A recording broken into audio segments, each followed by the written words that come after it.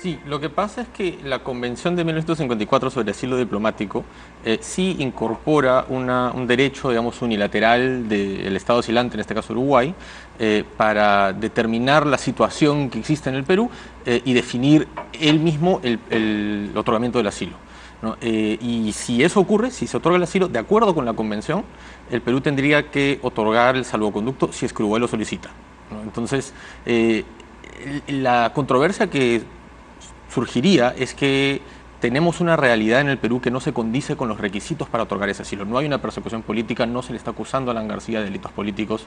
Entonces, hay una especie de falta de buena fe, abuso del derecho y hay una forma ahí de argumentar que si bien existe este tratado y esta obligación, el Perú podría plantear que, dadas las circunstancias especiales de este caso, podría negarse a otorgar el salvoconducto y digamos, ventilar la controversia en un foro internacional como la Corte Internacional de Justicia. Y los tratados que existen, no solo del 54, sino uno reciente que ha firmado Tabaré Vázquez en nuestro país, un compromiso precisamente para combatir a la corrupción, que se vería comprometido, ¿no? Si es que él admite pues que un presidente ingrese asilado de su país, aduciendo entre líneas que hay una persecución política, cuando en realidad lo que quiere es evadir, ¿no?, el alcance de la justicia en un caso de corrupción en el que él está involucrado.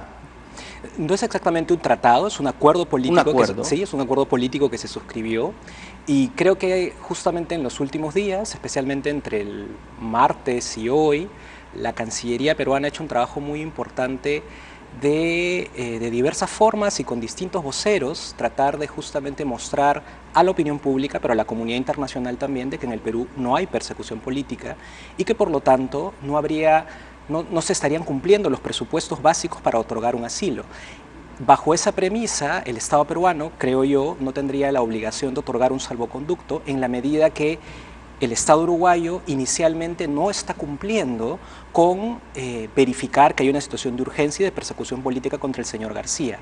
Y yo creo que es muy importante que pongamos énfasis en eso, porque es verdad, el Estado asilante tiene derecho a calificar unilateralmente, pero eso no significa que tengamos una carta en blanco, ¿no? Y si se vacía de contenido el tratado, si le quitamos el propósito central para el cual fue creada la institución del asilo, se está enviando un pésimo mensaje, porque de ahora en adelante entonces personas que estén investigadas por delitos comunes, altos funcionarios, podrían apelar a esa figura y quitarle la finalidad humanitaria para la cual fue creada. ¿Eso podría pasar en el caso de Alan García? ¿Se queda estancado el proceso y tendría que vivir en la embajada en la residencia del embajador de Uruguay?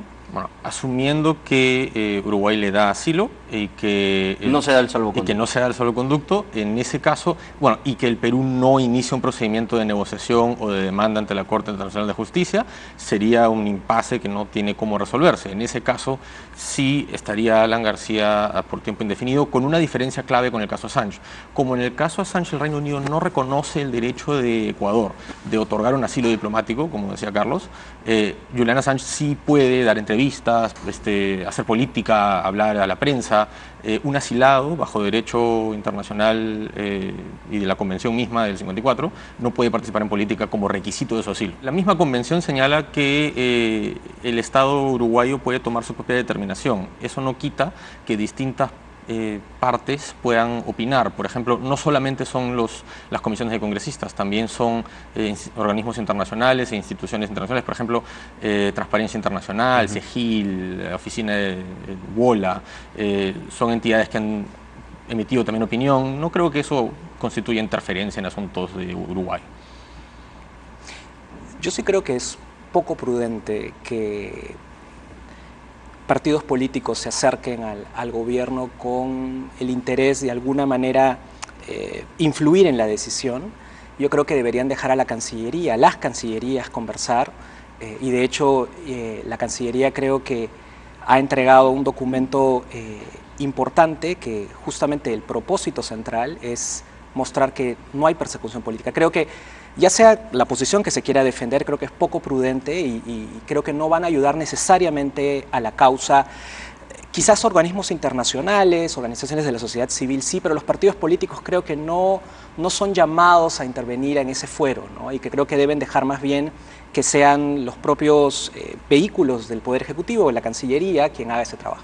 Yo creo que si para la próxima semana, mediados de la próxima semana, no hay un pronunciamiento claro del Estado, nosotros creemos que es muy probable que ese asilo no se otorgue. Ahora, es muy interesante lo que ha comenzado a pasar en los últimos días, ¿no?